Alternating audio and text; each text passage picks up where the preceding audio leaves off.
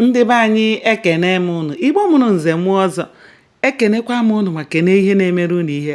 Anyị ka nọkwa n'akwụkwọ a bụ Ọkpakụ Erieri. Cheta n'ebe anyị kwụsịrị bụ mgbe Akụbụzọ gara n'ụlọ ebe o si wee kwapụ wee gaa n'azụ ụlọ ebe o kere ji ya n'ọba wee hụ ọtụtụ ji na umeji abọpụtasịrị ebe ahụ. Nke a wee wute ya. O wee chee na obi ya na ụmụ akwụkwọ ndị nyere ya aka bupụtasịa ibu ya na ha ebupụtachaghị ji ya ndị o gwuru n'olulu wee nie.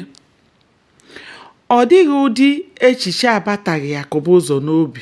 O guzoro otu ebe gbanye aka n'agba.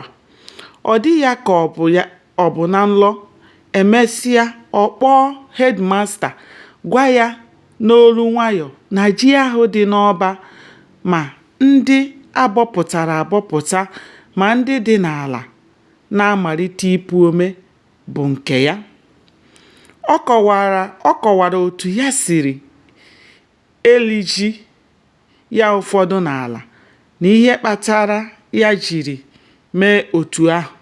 O kwukwara ihe ọ na-eche mere na ndị bọpụtara ya ji n'oge nkwakọba ihe ya enweghị ike ịbọpụtasị ji ahụ dum.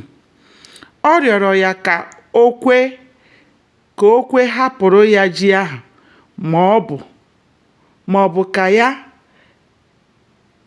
ọ bụ ka ya kelee naanị ọkara ya n'ihi na nwoke maara ibe ya.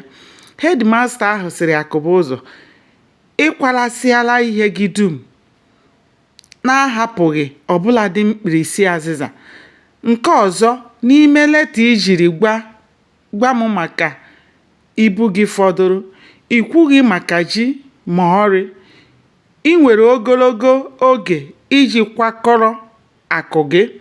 Ọ bụrụ na ọ dị ihe ị hapụrụ, nke ahụ bụ ụka gị, ọ gbasaghị m. Otu ihe ka m maara, nke ahụ bụ na ihe niile dị n'ụlọ akwụkwọ apụọla gị n'aka. Ị gaghị abụrụ ede gị bụrụ nke mbe. Ji ndị a bụ nke m. Akpachala anya achọ m okwu n'ụlọ m. A sịrị na ọ na-abụ achọ ewu n'ubi ọ gaa n'ọba. I kwesịghị ka anyị kwụsịa maka ite na oche tinye aka na ji. Gịnị ka ị bịara ịchọ n'ọba m? Gbanịa na-esonyere m n'iru akwụkwọ a ka anyị chọpụta ihe mere n'ime akwụkwọ a bụ Ọkpakụ Erieri. Ndewo.